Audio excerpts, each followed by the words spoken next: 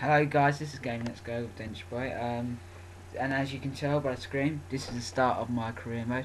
And if you've been waiting a long time, thank you. And I'll just apologise it came so late because I think it's like a month late. My PVR got delayed. And I've done a few episodes about not about anything, just a few matches with my PVR. Going over the issues of like a few teams, and I didn't upload them because it takes a while to learn. But anyway, to the video. Anyway, I started doing a Sheffield Utd Career mode, and it'll be regular update, regularly, every 2 days I'd say, not all every day because I got to do my homework and that, and I might do other videos of other stuff. It's just not all about career mode. But anyway, to start off my career mode, well, I decided to go through what kind of players we've got, and looking at it at first, we didn't actually have, I don't think, any outstanding. We had a few good players, but I don't think we had any outstanding players. And a few players I was like, no, we ain't gonna need them. And I have to admit, Sheffield United have brought some weird players this season. They brought some players I don't know why they brought, because they nearly went up last season to the Empire League. They got relegated, and they tried to get back up, and they was against Huddersfield at Wembley, and they lost in penalties. There was 11 penalties, and they lost a few good players, and they brought a few other ones in.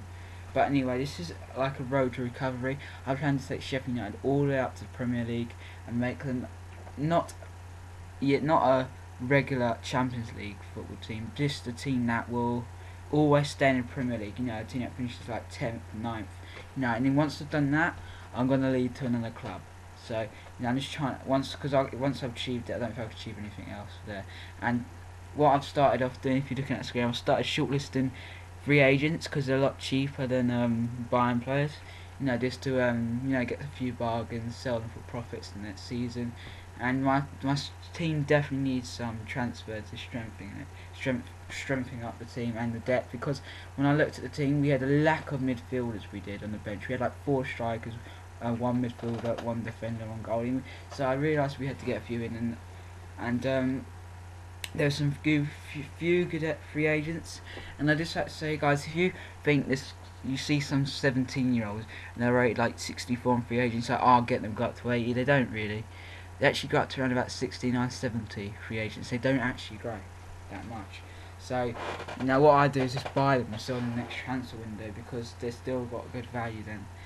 And anyway, about Sheffield United, the team, to be honest, game promotion, I think I can do it. I think, maybe not winning the league, because that's not my target, but there's a few other good teams in there. I think Portsmouth, MK Dons, a few good teams that could challenge the title. And Crawley, they've only just got in the league, but they've got a good team. So card league, and I think we can do it though. I think it doesn't look that hard, but when it has, because you have so many games, you're bound to pick up injuries in this road, because we haven't got a good team with good depth, to be honest. And that's another thing, goalkeeper depth. I don't think we've got a good George Long. I think he's a good player for the future, but at the moment, I plan to use him as like a goalie I'm going to use in League Cup games. So all my young players, I'm going to play in the League Cup and FA. People like other YouTubers who do career mode, I don't bother playing them. I will play them even though I'm not trying to win them, just to get my young players out on the pitch and see if I can get the potential up. And it's thing with Sheffield United, we haven't even got a really big budget, as you see.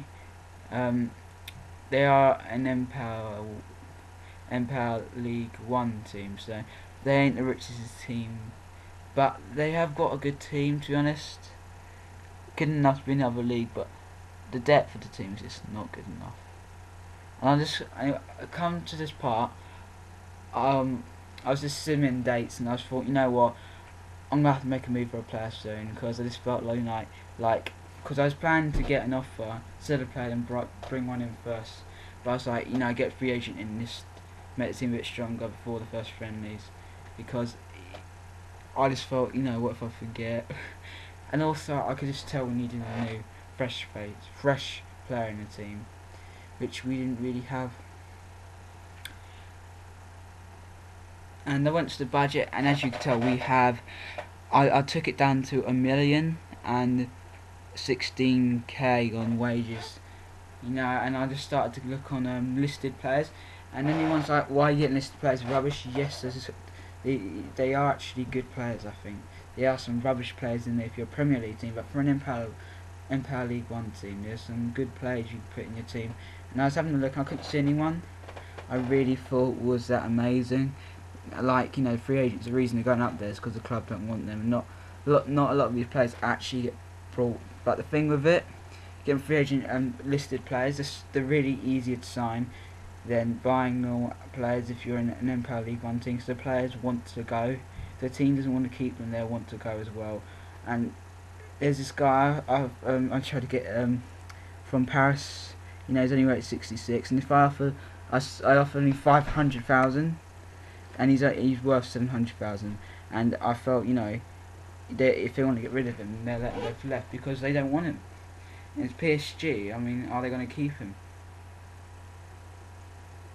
I mean, they got a really good team, so I think they will be winners at that. And I got about one of my free agents I wanted to sign. He rejected it.